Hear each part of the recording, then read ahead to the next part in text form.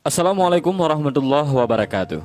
Setelah Allah Subhanahu wa taala menciptakan bumi dan seluruh isinya, maka tibalah kehendak Allah Subhanahu wa taala untuk menciptakan sejenis makhluk lain yang akan menghuni.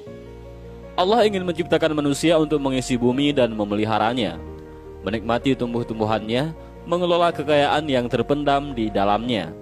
Allah Subhanahu wa taala menciptakan manusia untuk menjadikan khalifah di bumi dan berkembang biak turun-menurun, waris-mewaris sepanjang masa yang telah ditakdirkan baginya. Para malaikat diberitahukan oleh Allah Subhanahu wa taala akan kehendaknya untuk menciptakan manusia. Para malaikat khawatir kalau nantinya para manusia akan membuat kerusakan dan lalai dalam menyembah Allah Subhanahu wa taala.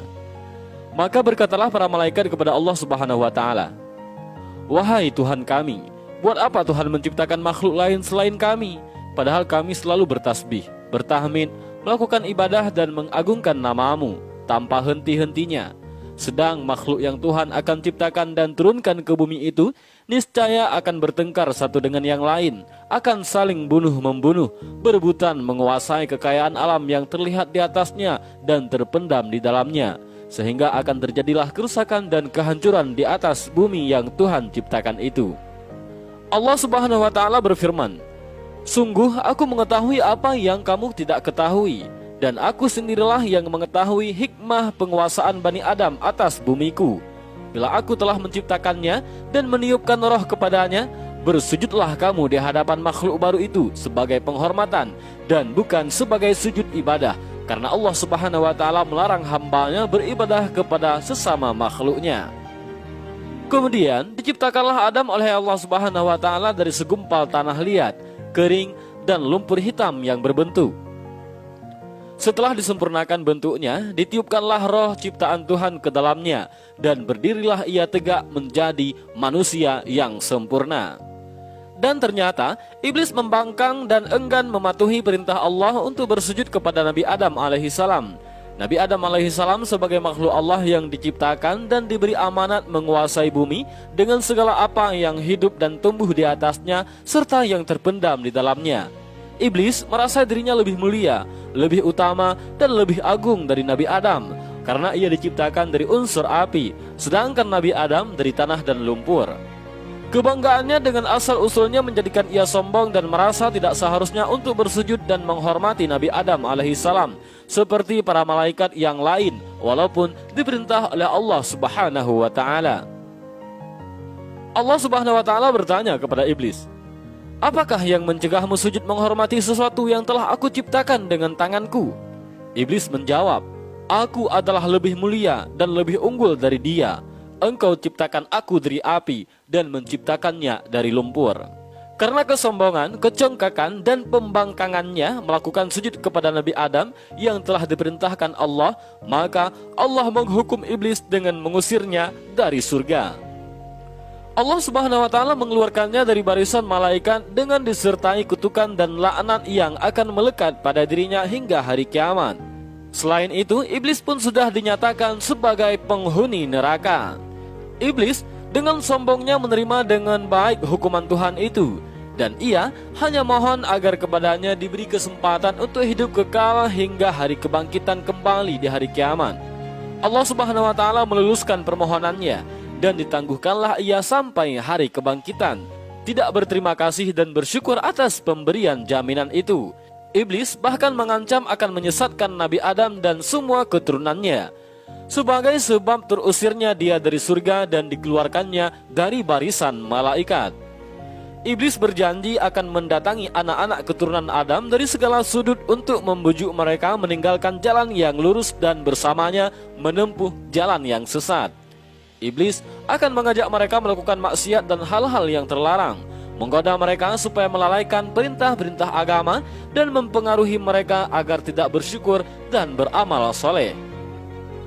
Kemudian Allah Subhanahu wa taala berfirman kepada iblis, "Pergilah engkau bersama pengikut-pengikutmu yang semuanya akan menjadi isi neraka jahanam dan bahan bakar neraka. Engkau tidak akan berdaya menyesatkan hamba-hambaku yang telah beriman kepadaku dengan sepenuh hatinya dan memiliki akidah yang mantap yang tidak akan tergoyah oleh rayuanmu, walaupun engkau menggunakan segala kepandaianmu dan menghasut dan memfitnah." Allah Subhanahu wa taala hendak menghilangkan anggapan rendah para malaikat terhadap Nabi Adam alaihissalam dan meyakinkan mereka akan kebenaran hikmahnya menunjuk Nabi Adam sebagai penguasa bumi. Maka diajarkanlah kepada Nabi Adam nama-nama benda yang berada di alam semesta. Kemudian diperagakanlah benda-benda itu di depan para malaikat. Allah Subhanahu wa taala berkata kepada para malaikat, "Cobalah sebutkan bagiku nama benda-benda itu, jika kamu benar merasa lebih mengetahui dan lebih mengerti dari Adam." Para malaikat tidak berdaya memenuhi tantangan Allah untuk menyebut nama-nama benda yang berada di depan mereka.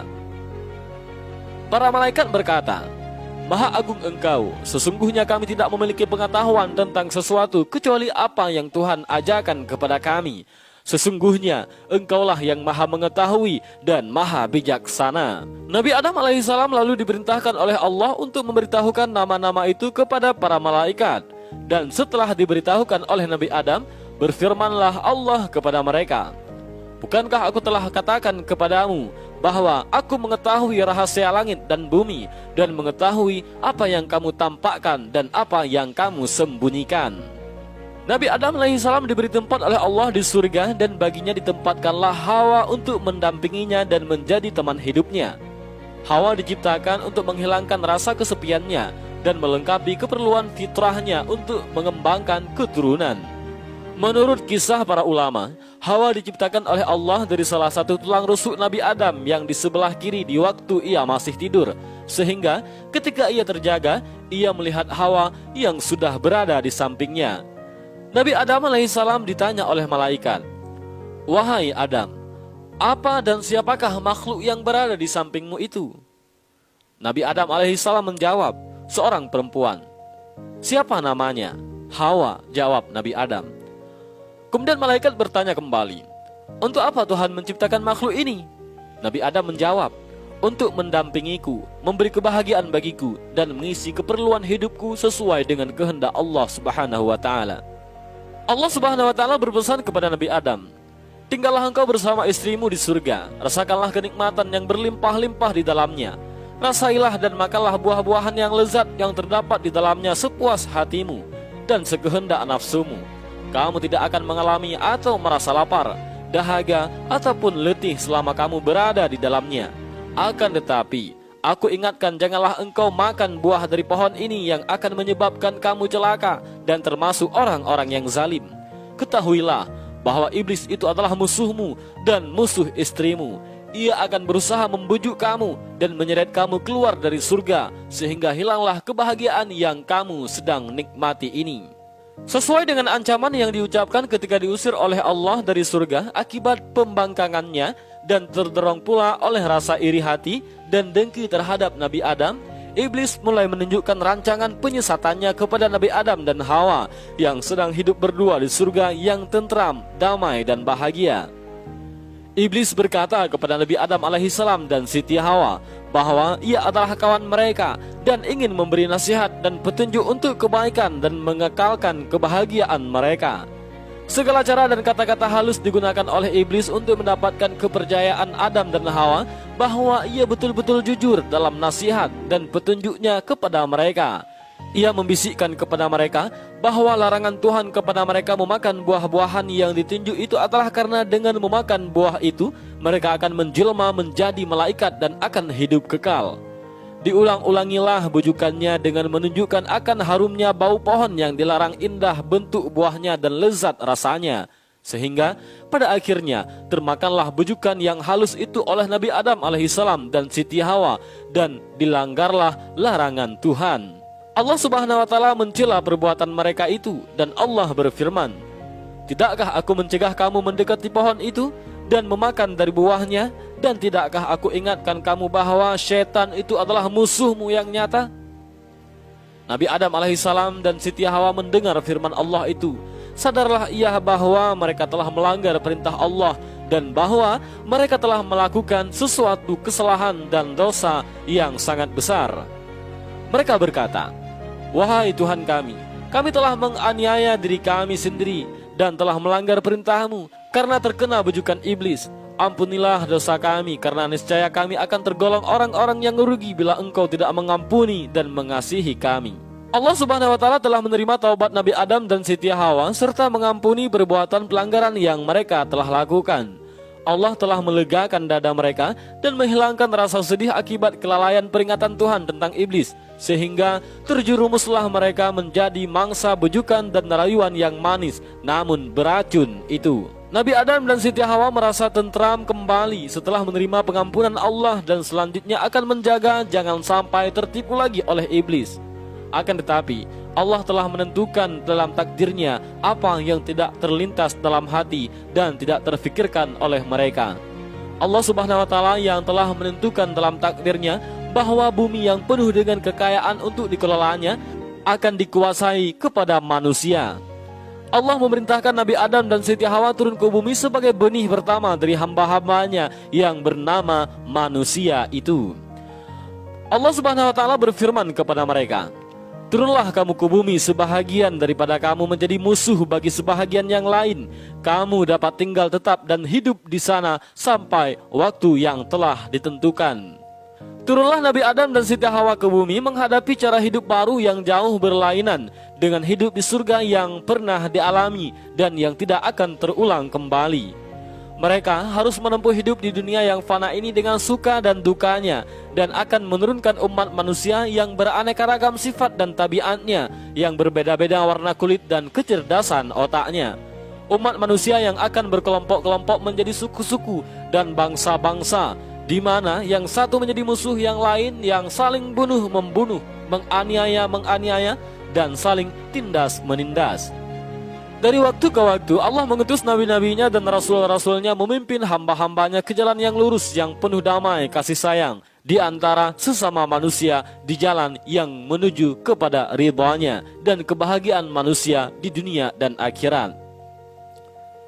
Kisah Nabi Adam alaihissalam diceritakan dalam beberapa ayat Al-Quran yang diantaranya adalah surah Al-Baqarah ayat 30 sampai ayat 38 dan surah Al-A'raf ayat 11 sampai ayat 25. Pelajaran yang dapat diambil dari kisah Nabi Adam alaihissalam bahwasanya hikmah yang terkandung dalam perintah-perintah dan larangan-larangan Allah dan dalam apa yang diciptakannya kadangkala tidak ataupun belum dapat dicapai oleh otak manusia, bahkan oleh makhluknya. Bahwasanya manusia walaupun ia telah dikaruniakan kecerdasan berpikir dan kekuatan fisik dan mental, ia tetap mempunyai beberapa kelemahan pada dirinya seperti sifat lalai, lupa, dan khilaf, yang mana telah terjadi pada diri Nabi Adam alaihissalam yang walaupun ia telah menjadi manusia yang sempurna dan dikaruniakan kedudukan yang istimewa di surga, ia tetap tidak terhindar dari sifat-sifat manusia yang lemah itu.